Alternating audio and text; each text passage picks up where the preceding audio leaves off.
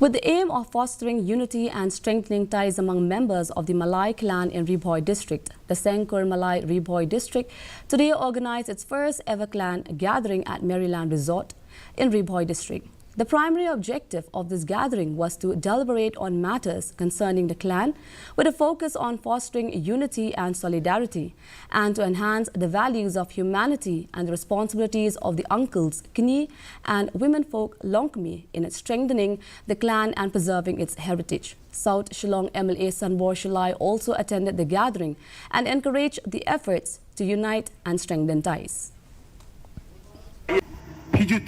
Ngarang kena ngatip dia tak ikur Mallai imei beli hagajing ide bom nang rastan bagadon ka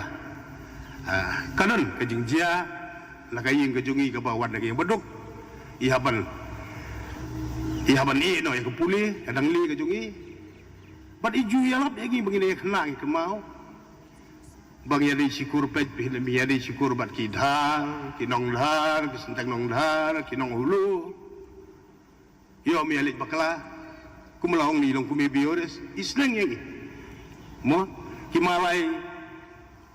baru kibarang deh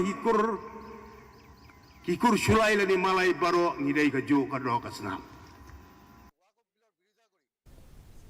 The Village Defence Party of